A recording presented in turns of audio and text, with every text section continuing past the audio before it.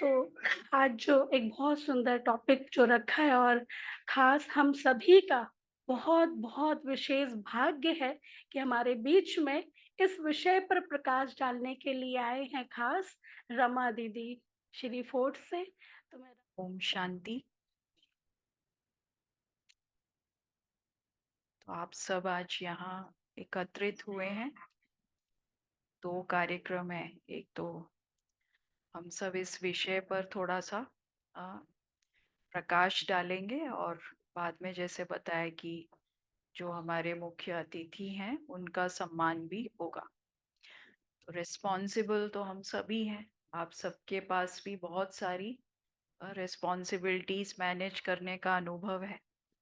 तो विशेष हम यहाँ पर जो ज्ञान और योग का अभ्यास करते हैं, स्पिरिचुअलिटी के हिसाब से रिस्पॉन्सिबिलिटी को हम कैसे समझेंगे। तो एक तो आप देखिए, जब भी ये रिस्पॉन्सिबिलिटी वर्ड आता है तो हम सबके पास प्रोफेशनल रिस्पॉन्सिबिलिटीज हैं, सोशल रिस्पॉन्सिबिलिटीज हैं, फैमिली रिस्पॉन्सिबिलिटीज हैं, और कुछ इंडिविजुअल का अपने प्रति भी तो रिस्पॉन्सिबिलिटी है ना। और जो कोर हम सभी का जीवन में एक रिस्पॉन्सिबिलिटी कहो या एक यात्रा कहो, वो है ईश्वर के प्रति, अपने आत्मा के प्रति, आत्मिक उन्नति के प्रति।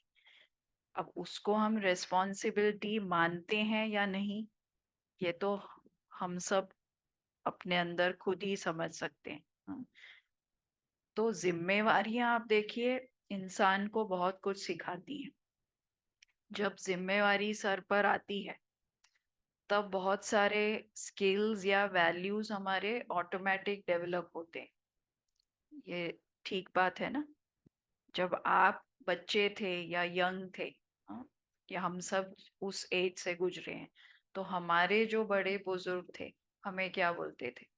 हाँ बेटा, कब कब थोड़ा और रिस्पॉन्सिबल बनोगे। या आप अपने बच्चों को कहते होंगे, जो छोटे होते हैं उनको कहते हैं ना थोड़ा और मैच्योर या रिस्पॉन्सिबल। लेकिन जीवन में जैसे जैसे रोल हमारे बनते जाते हैं तो रिस्पॉन्सिबिलिटीज के साथ कुछ वैल्यूज और मैच्योरिटी आती रहती है।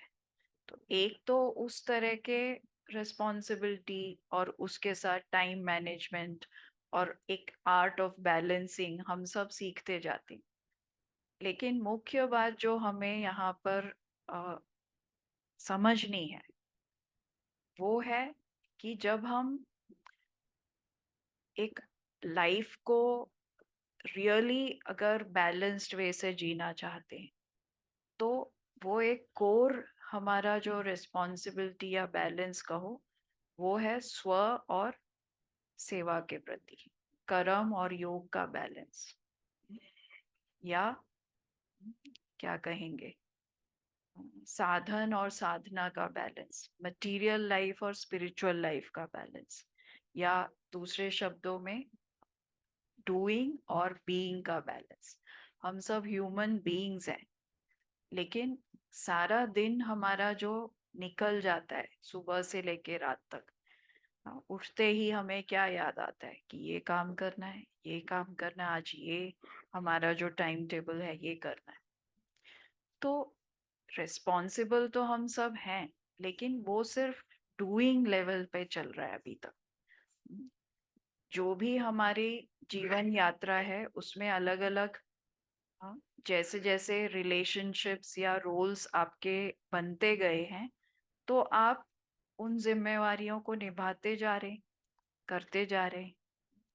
लेकिन उसमें सिर्फ जिम्मेवारी निभाने की बात नहीं है, हमें कितनी पर्सनल सेटिस्फैक्शन है, दूसरे हमसे कितने संतुष्ट हैं, हम कितने संतुष्ट हैं, और उसके साथ साथ हमारी एक अंदर की भी उन्नति हो रही है या नहीं।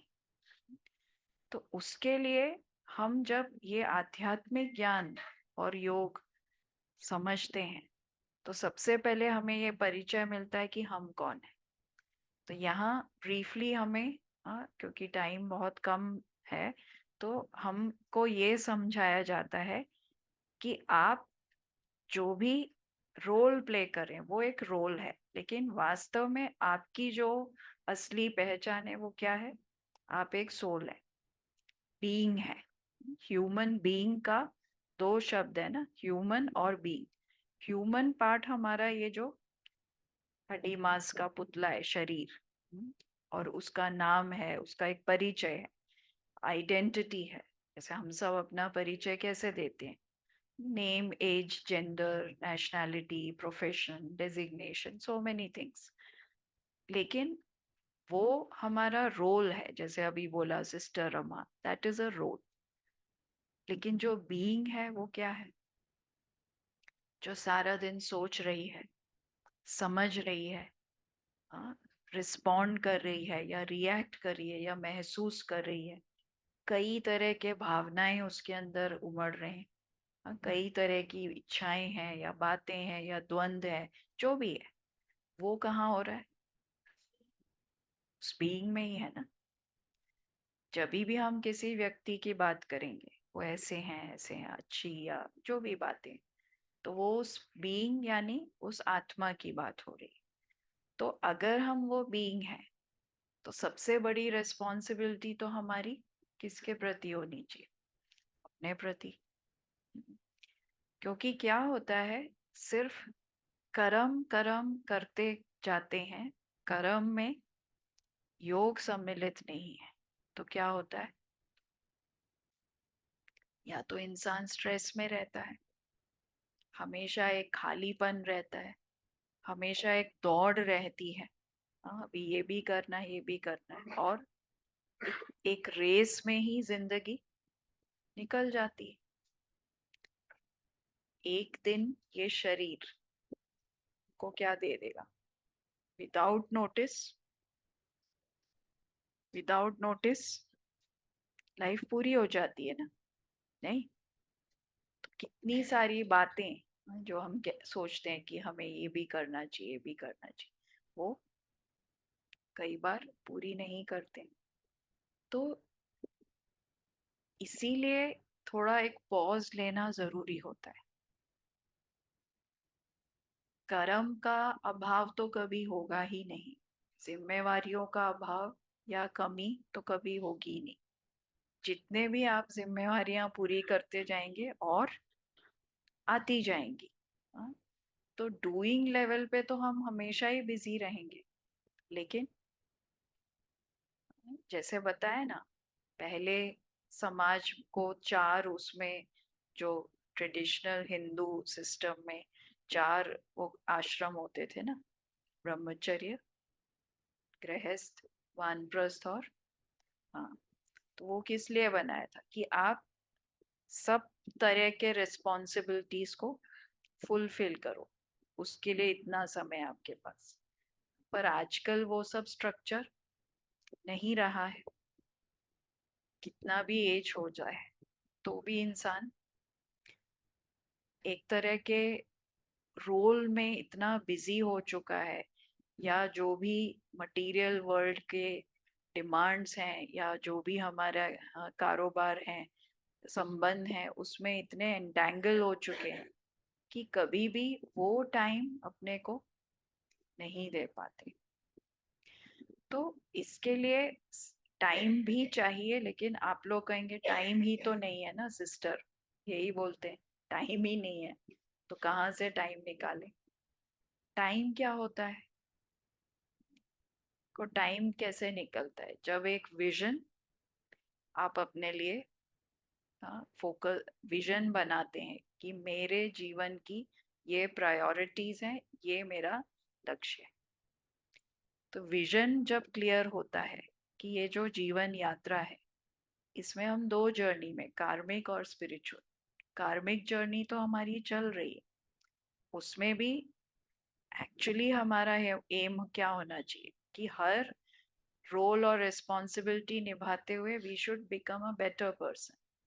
यही है ना? कई बार हम रोल और वो सब निभाते हुए सक्सेसफुल तो हो जाते हैं, बट हम बेटर पर्सन बने कि नहीं, वो शायद नहीं होता। तो सारे दिन हम बीइंग डूइंग के इस रिलेशनशिप को कैसे समझना है? What am I being while doing anything? जब भी हम कोई भी रिस्पॉन्सिबिलिटी निभा रहे हैं, हाँ, चाहे फादर चाइल्ड का, हाँ, या घर के और कोई संबंध है, या बिजनेस के संबंध है, या समाज के कुछ रोल्स हैं, वो जिम्मेवारियां निभा रहे, तो उस समय हमारा अपना परिचय इससे ही मिलेगा कि what am I being while doing something. मैं कुछ भी करता हूँ, उस समय मेरी अपनी मन स्थिति कैसी है?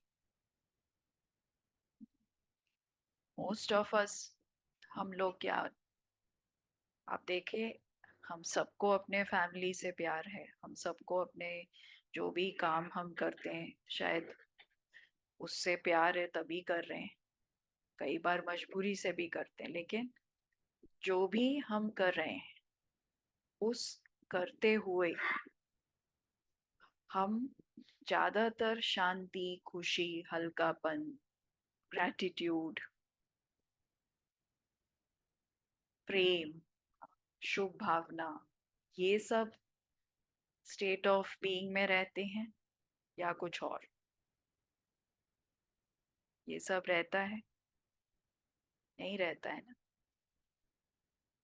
Most of the time neutral रहता है, साधारण।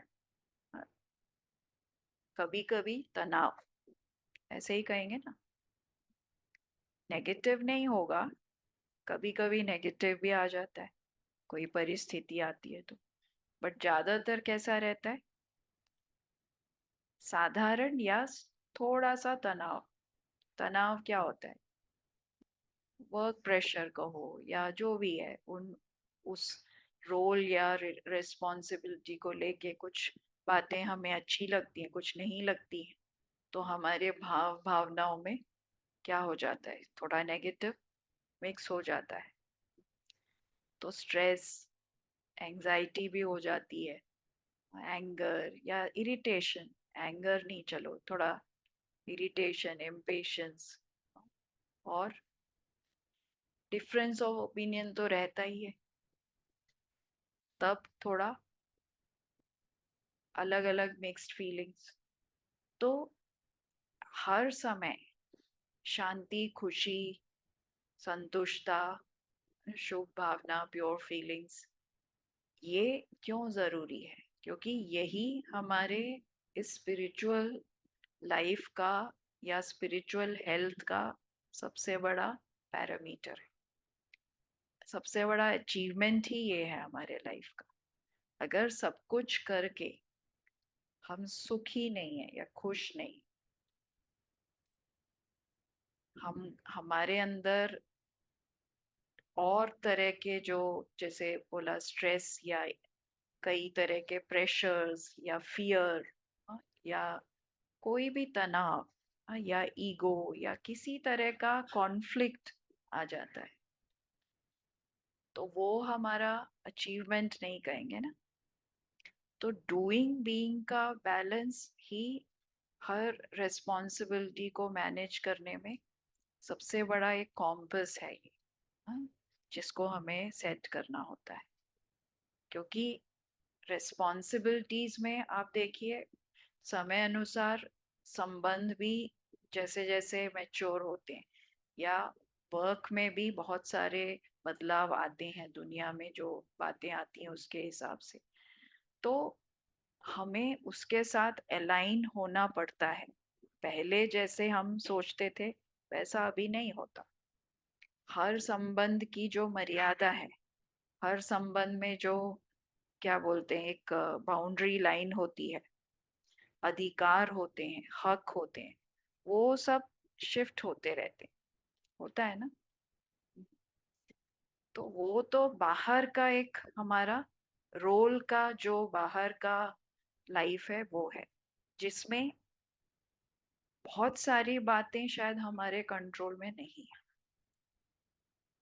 तो वहां पर रिस्पॉन्सिबिलिटी को लेके हमें कॉन्फ्लिक्ट में नहीं आना।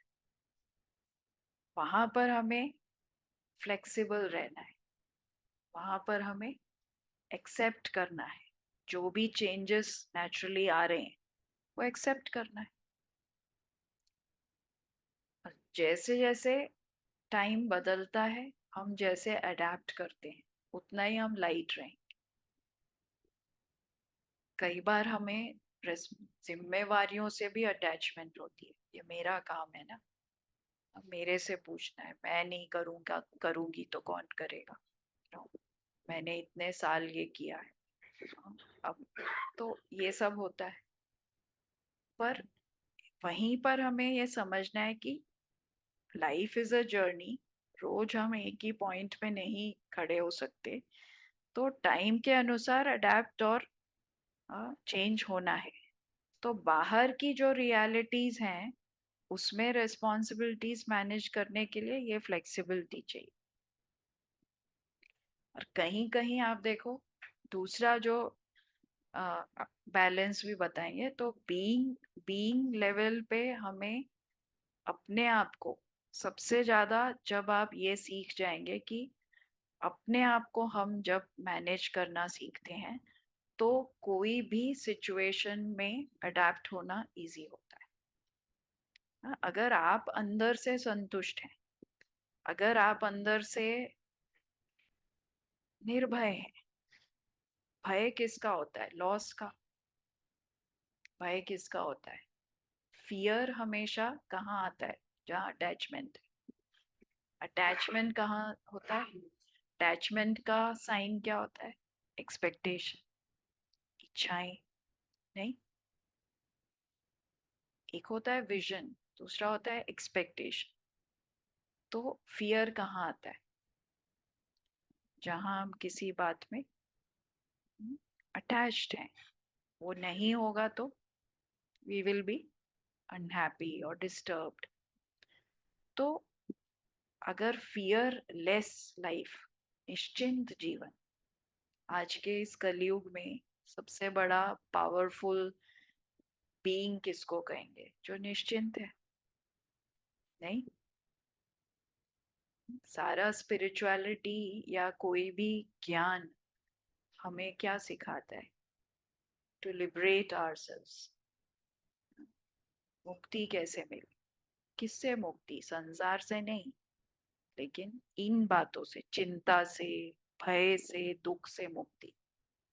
और ऐसा ही जीवन हम चाहते हैं ना। तो वो कर्म हमारा मुक्ति के तरफ ले जाए, बंधन की तरफ, उसके लिए ही ये बीइंग को स्ट्रांग बनाना है।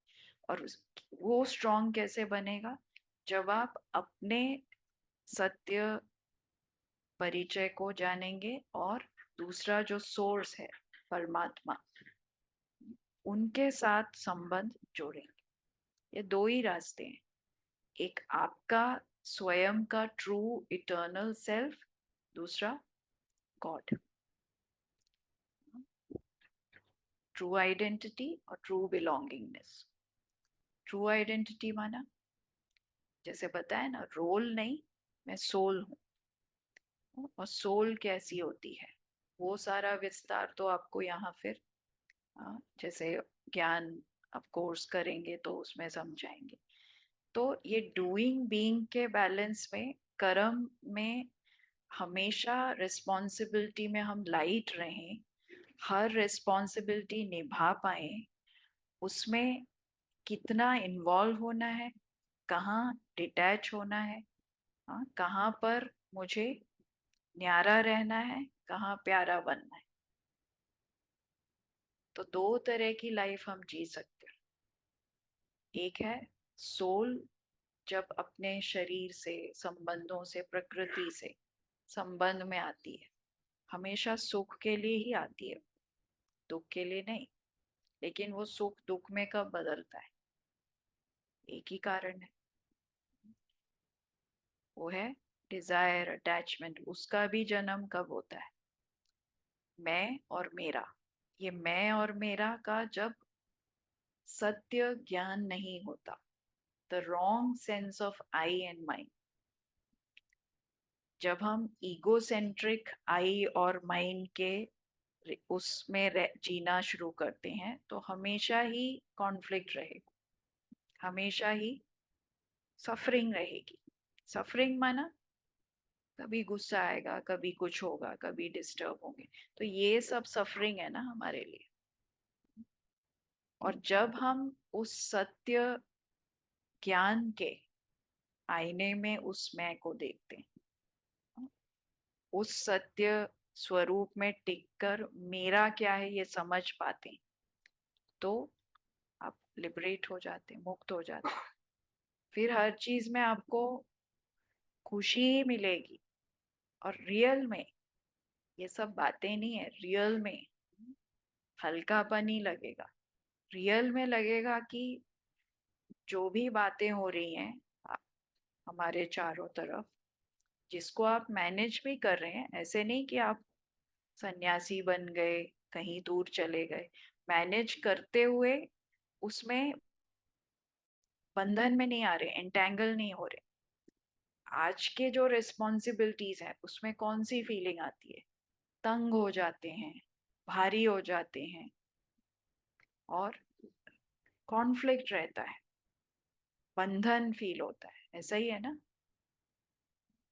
लेकिन एक है ऐसा पेनफुल एंटेंगलमेंट, हर कर्म एक एंटेंगलमेंट मेरे हिसाब से होना चाहिए ना, ऐसे नहीं वैसे एंटेंगल हो रहे हैं।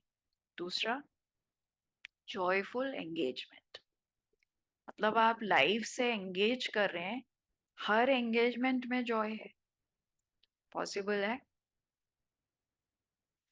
पेरेंट चाइल्ड रिलेशनशिप है, जॉयफुल है या जॉयफुल तो है, बट एंटेंगलमेंट है या एंगेजमेंट है?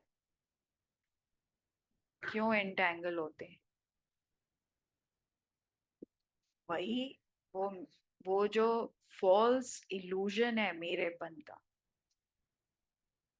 तो जब हम अपने स्वयं को ये जान जाते हैं कि आत्मा है ही एक being of light, being of peace, Joy, love, तो हर दिन आप इस बॉडी में जो भी कर्म करने जा रहे हैं उसका पर्पस क्या है? यही फीलिंग्स या एनर्जी आपको अपने रोल में दूसरे सोल्स के साथ शेयर कर, चाहे उसमें डिसएग्रीमेंट होगा, दूसरा आपकी तरह नहीं सोचेगा, दूसरा आपके वैल्यूज को शायद नहीं समझेगा, हाँ, दूसरा शायद आपसे टक्कर भी लेगा, लेकिन आप अपसेट नहीं होंगे। क्योंकि क्यों नहीं अपसेट होंगे? क्योंकि आपका जो सत्य स्वरूप है वो सदा ही सत्य है। सत्य की परिभाषा क्या है? फॉर एवर, जो था, जो है और जो सदा रहे।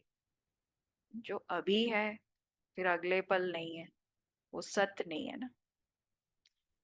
तो अगर जैसे हम हर नेचर में जो हर वस्तु है प्रकृति में, उसका एक अपना धर्म है, एक गुण है, उसमें वो सत्य होता है। जैसे अग्नि है, फायर है, फायर का गुण क्या है? फायर का गुण क्या है? ही हाँ, हीट और लाइट, गर्मी और प्रकाश देता है ना। तो वो हमेशा ही देगा ना। ऐसे थोड़ी कि एक दिन फायर जगह है तो हीट की जगह कुछ और आने लग गया, नहीं, ऐसा नहीं होता है ना। चंदन है, चंदन का गुण क्या है? उसकी एक अपनी एक यूनिक खुशबू है। और उस चंदन की लकड़ी को अगर आप एक डस्टबिन में डाल दो या कहीं फेंक दो, उसका गुण रहेगा ना, वहां भी उसका गुण रहेगा। लेकिन ह्यूमन बीइंग का गुण क्या है? हम जो ह्यूमन बीइंग है, हमारा गुण है शांति, प्रेम, सत्यता, पवित्रता। और हम काफी टाइम इसमें रहते हैं, लेकिन हम फिर अपने आसपास के जो एनवायरनमेंट में या हमारे जीवन में सारा दिन जो आसपास स्टोरीज चलती हैं उससे प्रभावित हो जाते हैं, और हमारा गुण चेंज हो जाता है। हम शांत से अशांति में आ जाते हैं, हम प्रेम भाव से द्वेष भावना में आ जाते आते हैं ना, क्रोध में आ जाते हैं। क्यों?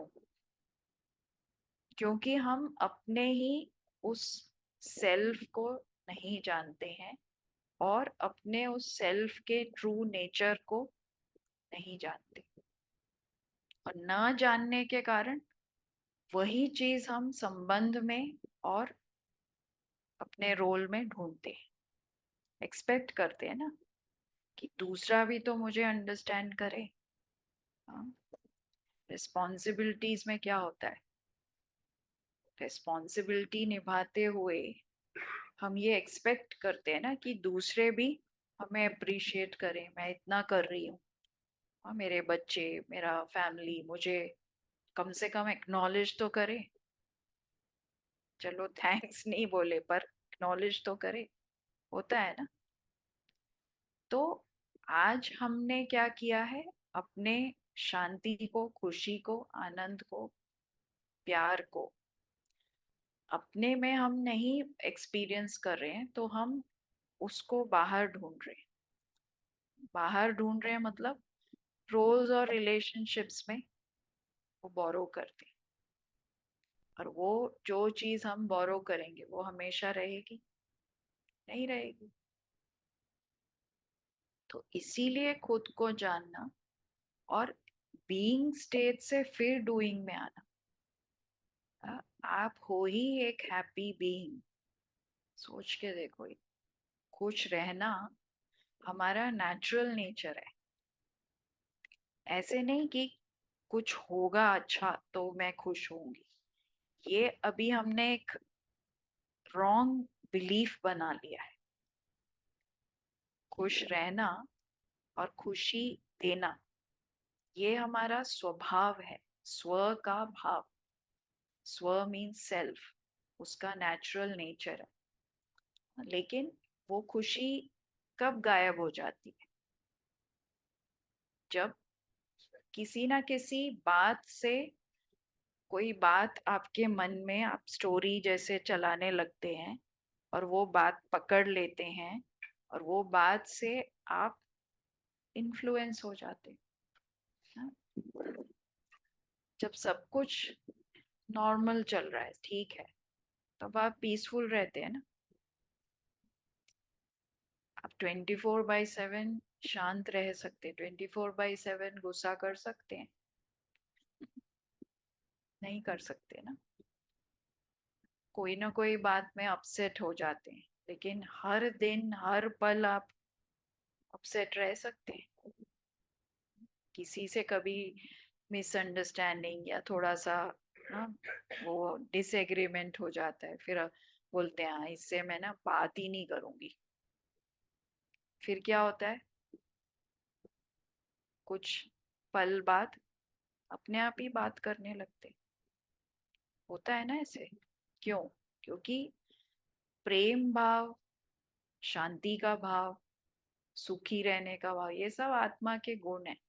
अब देखो ह्यूमन नेचर का ट्रुथ क्या है, पूरे विश्व में जितने भी आत्माएं हैं, जितने भी लोग हैं, चाहे उनका बॉडी किसी भी शेप का हो, रंग का हो, सब सेम है। दुख का मीनिंग पूरे देश में, तो पूरे वर्ल्ड में जितने कंट्रीज हैं, दुख का मीनिंग सबके लिए एक है ना, एक ही है ना। सुख का मीनिंग सबके लिए एक है। कोई चाइना में है, कोई मंगोलिया में है, कोई अर्जेंटीना में है, सबको खुशी माना एक ही फीलिंग है ना। तो ह्यूमन नेचर क्या है, अब देखो कोई लेट्स से कोई डिसऑनेस्ट करप्ट है, बेईमानी से अपना कर्म करते हैं, मतलब करप्ट है, चीट कर रहे हैं, धोखा दे रहे हैं, और वो उनका नेचर। लेकिन उस सोल को भी क्या चाहिए, वो सोल, वो जो पर्सन है, वो भी ट्रुथ या ईमानदारी को चाहता है। कैसे? क्या वो कभी भी चाहेगा कि अब उसकी अपनी जो टीम है या जो फैमिली है या जितने भी लोगों से उसका संपर्क है, वो व्यक्ति कभी भी दूसरों से डिसऑनेस्टी चाहेगा? वो अगर दूसरे उसको चीट करें या करप्ट रहें उनके साथ, क्या वो खुश होगा? खुश होगा? तो ये पैराडॉक्स नहीं है? पैराडॉक्स है ना, कि एक बेईमान सोल भी चाहती क्या है? चाहती क्या है? ईमानदारी। नहीं? एक टेररिस्ट भी सबको किल कर सकता है, लेकिन उसके अपनों को कोई किल करे, क्या वो खुश होगा? नहीं होगा ना। तो लव तो उसको भी है अपने फैमिली से। हाँ, अपने जो भी उनका क्या बोलेंगे फेलोशिप है या जो उनके कलीग्स हैं उनसे तो कुछ होगा ना। नहीं होगा। तो कहने का भाव यह है कि हर सोल में ये गुण है, शांति प्रेम आनंद, लेकिन कंडीशनल है। माना इसके लिए है उसके लिए नहीं है, ऐसे सब हो सकता है, लेकिन हर सोल में है। तो ट्रुथ लव पीस ये सब हमारा नेचुरल गुण है, जैसे अग्नि का नेचुरल गुण है हीट और लाइट। सिर्फ करना क्या है, जब हम अपने सोल की तरफ थोड़ा, स्वयं की तरफ थोड़ा टाइम अटेंशन इन्वेस्ट करने लगते हैं, तो ये गुण निखरते हैं। जैसे कोई भी चीज को आप एक टाइम देने लगो। हाँ, रोज आप 1 घंटा योगा, फिजिकल योगा के लिए टाइम दो, तो 6 महीने बाद क्या होगा? 3 महीने बाद क्या होगा? क्या उस वो टाइम का जो इन्वेस्टमेंट आपने दिया, जो एनर्जी लगाई, उसका रिजल्ट क्या होगा? Better body, fitter body. जिस चीज में टाइम दोगे वो ग्रो होगी ना आपके लाइफ में। हाँ, अगर आप अपने बुद्धि की क्षमता बढ़ाने के लिए रोज अच्छे बुक्स पढ़ना शुरू करते हो, अभी पहले आप टीवी सीरियल में वो टाइम दे रहे थे, अब आपने कहा नहीं, बंद, अब मैं अच्छे बुक्स पढ़ूंगी या पढ़ूंगा, तो क्या होगा फिर? 3 महीने बाद आपकी इंटेलेक्चुअल मेंटल कैपेसिटी बेटर होगी? नहीं होगी? बेटर होगी ना। ऐसे ही संबंधों को अगर आप अहमियत देते हो, instead of again watching TV या सोशल मीडिया में टाइम वेस्ट करने की जगह, आप टाइम निकाल के खास कई लोगों के से मिलना, उनके साथ सुख दुख बांटना, उनको उनकी केयर में अपना टाइम इन्वेस्ट करना, ये करते हो, तो क्या होगा? आपके संबंध अच्छे होंगे। होगा ना। तो कहने का भाव है, इसी तरह रोज अगर हम ½ एन आवर,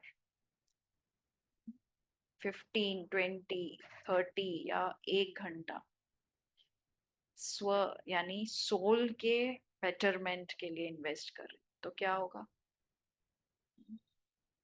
आपकी स्पिरिचुअल वेलबींग बढ़ेगी। बढ़ेगी ना। तो एक ही इन्वेस्टमेंट है, क्या है? Time, attention, energy. तो मेडिटेशन या जो स्पिरिचुअल ज्ञान हम पढ़ते हैं रोज, चाहे 15 मिनट्स 20 मिनट से शुरू करो आप, लेकिन वो रोज का जो इनपुट है ना, वो आपके अंदर का नजरिया, अंदर की भावनाएं, अंदर का संस्कार, वो सब पॉजिटिव और प्योर होने लगेगा। डेफिनेटली होगा। और आपकी जब वाइब्रेशंस यहाँ से यहाँ आने लगती है, तो बहुत सारी जीवन की जो बातें, जो बताया ना, रिस्पॉन्सिबिलिटीज मैनेज करते हुए जो हम स्ट्रेस में आ जाते हैं, वो अपने आप गायब हो जाएंगी। आप उतने ही टाइम में डबल अमाउंट ऑफ काम कर पाए। क्यों? सबसे ज्यादा टाइम स्टील क्यों होता है? ओवर थिंकिंग से। मोस्ट ऑफ अस, आपने नोट किया होगा, किसी भी काम में आज फोकस नहीं कर पाते। Most of us are preoccupied all the time. होता है ना? और प्री ऑक्यूपाइड होने के कारण संबंधों में क्या हो रहा है? कम्युनिकेशन ठीक नहीं। आप मुझे कुछ कह रहे हैं पर मैं सुन नहीं रही हूँ, है ना? वैसे तो सुन रही हूँ लेकिन नहीं सुन रही, क्योंकि मेरा माइंड ऑलरेडी कहीं प्री ऑक्यूपाइड है। अब मैं आपको सुनूंगी नहीं, माना मैं आपको वैल्यू ही नहीं दे रही। नहीं, बहुत सारे काम जो रोज हम करते हैं, वी आर चीटिंग आवरसेल्व्स। उसमें हमारा दिल नहीं है, मन नहीं है, अटेंशन नहीं है, क्योंकि हम कहीं और प्रीऑक्यूपाइड। और उसके कारण क्या हो रहा है? हर चीज में, संबंधों में दूरी, फिर वो रिस्पॉन्सिबिलिटीज हमें लगता है डूइंग डूइंग डूइंग, हम सुबह से रात तक हम बच्चों के लिए इतनी मेहनत कर रहे हैं, पर बच्चा एक दिन आके क्या कहता है? आपने मेरे लिए क्या किया? सुना होगा ना ऐसा? नहीं? हाँ। क्यों? कॉमन क्यों हो रहा है? क्योंकि उस सोल को कुछ एक्चुअली जो एनर्जी चाहिए वो मिल नहीं रही। सब डूइंग में तो बहुत बिजी हैं, लेकिन बीइंग लेवल पे कनेक्टेड नहीं है। वो रियल कनेक्शन नहीं है। पता है ना? रियल भावना, फीलिंग, क्योंकि अपने लिए ही नहीं है तो दूसरों के लिए कैसे आए? अगर मैं बहुत peaceful, loving, happy state of mind में हूँ, तो आप देखिए, आप एक पौधे को भी देखकर ना, इसको भी बहुत सारा प्यार मिल जाएगा। मिलेगा कि नहीं? होता है ना ऐसे। हाँ। और अगर हम ऑफ हैं तो कोई बात नहीं भी होगी ना, हर एक कोई आएगा, हम स्नैप करेंगे, हाँ, चिड़चिड़ करेंगे और क्रिटिसाइज करेंगे। वो अंदर से पर्सनैलिटी ऐसी हो जाती। तो इसीलिए ये बैलेंस बहुत जरूरी है। तो बीइंग का ख्याल रखना, स्टार्ट टेकिंग दिस रिस्पॉन्सिबिलिटी, कि अगर सारा दिन मेरे इतने सारे 5-6 जो रोल्स हैं, उसमें जो रिस्पॉन्सिबिलिटीज मुझे निभानी है, रिस्पॉन्सिबिलिटी को कैसे ब्रेक डाउन करते हैं? The ability to respond. आज हम रिस्पॉन्सिबिलिटी तो निभा रहे हैं, लेकिन ये रिस्पॉन्ड नहीं करते। हम क्या करते हैं? रिएक्ट करते हैं। रिएक्शन और रिस्पॉन्स में फर्क है। रिएक्ट करना मतलब कोई ना कोई बात हमें प्रभावित कर रही है, we are out of control. Respond करने का मतलब क्या है? रिस्पॉन्ड करना मतलब जो भी कार्य है, टास्क है, जिम्मेदारी है या सिचुएशन है, मैं उससे अफेक्ट नहीं हो रही। वो देखा मैंने, ऐसी सिचुएशन है, और उस समय मेरी जितनी पॉजिटिविटी या क्षमता है, वो बेस्ट मैं एक रिस्पॉन्स क्रिएट करती हूँ उससे, एक समाधान या एक सॉल्यूशन ऑफर करती हूँ। Ability to respond, response ability, तो रिएक्ट नहीं। तो इसीलिए सबसे पहला जो टाइम है दिन का, हमें अपने को देना अच्छा है। व्हेन वी वेक अप, उसके लिए थोड़ा अपना टाइम मैनेजमेंट करना अच्छा है।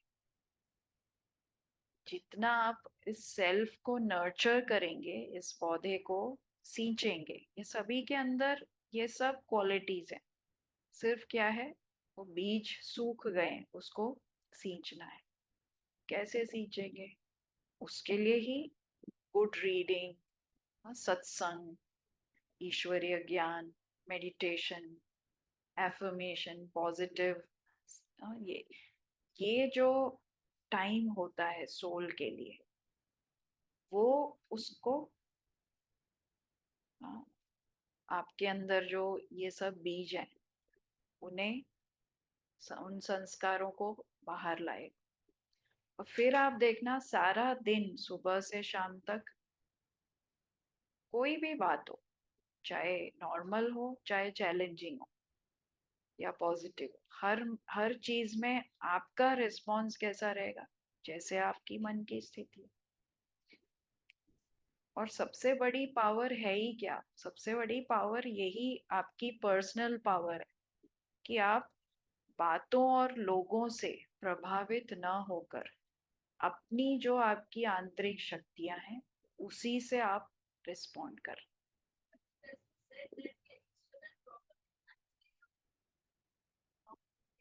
Yes, and how you react depends on, actually how you react depends on how you see yourself.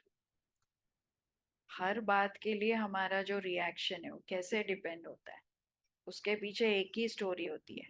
वो स्टोरी क्या है, मेरे मन में जो image, I am not reacting to a event, I am reacting to the thought I have about how you see me।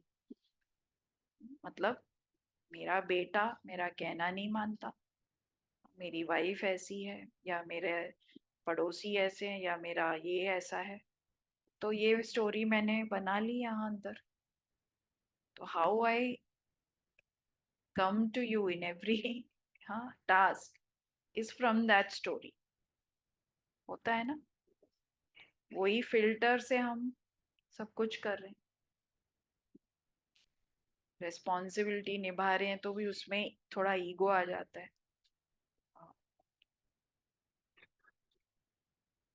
कि मैंने किया, मेरे बिना देखते हैं क्या होता है, या हम अपने को सेल्फ राइटियस प्रूव करते हैं कि I am better than you. तो ये सारी बातें आती हैं क्यों, क्योंकि सोल जो है, रियल जो खुशी है या रिस्पेक्ट है या सेल्फ वर्थ है, वो अंदर से नहीं ले पा रही है, वो फिर बाहर अपने इन बातों से बोरो करने लगती है। तो अभी मैं यहीं इन सब कुछ थॉट्स के साथ कंक्लूड करती हूँ, फिर आगे आए हैं गेस्ट, आगे का कार्यक्रम चलेगा। आप में से किसी को कुछ कहना है तो पूछ सकते।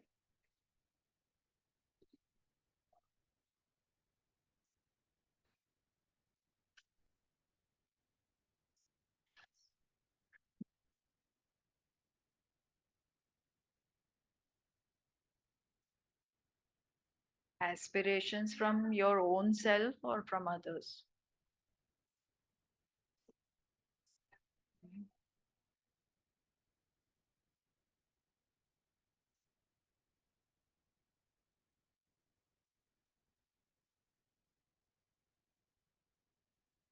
हाँ, again, you know, the kind of energy you bring to that action, that will define your success.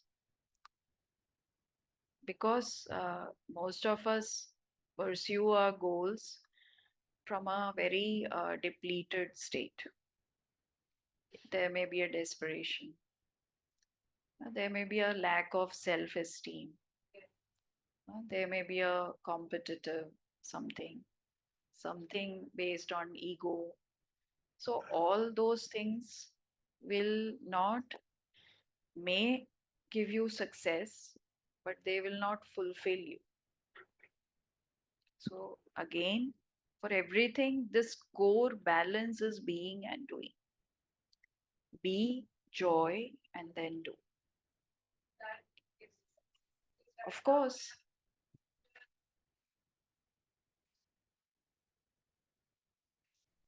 yes.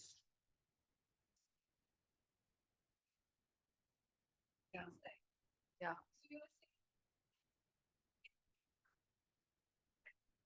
See, there are two things. Joy का भी connection है love से.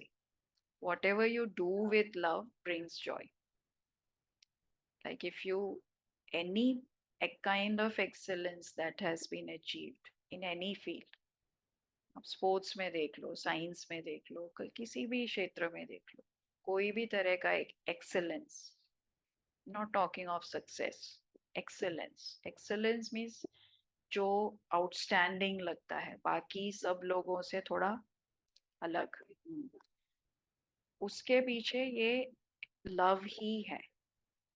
Like somebody loves to cook, you know, so now somebody loves to say grow very beautiful flowers, तो वो उस field में definitely succeed होंगे, because वो जो प्योर वाइब्रेशन है that gives joy not to the self but to many. Somebody is, you know, painting with love, so that thing will have a certain kind of magnificence or excellence which will give joy. So एक है तनाव से कर्म करते हो हम तनाव में आ जाते हैं ना, क्या कैसे भारी हो जाते हैं, बट एक love and Joy, that's a different energy.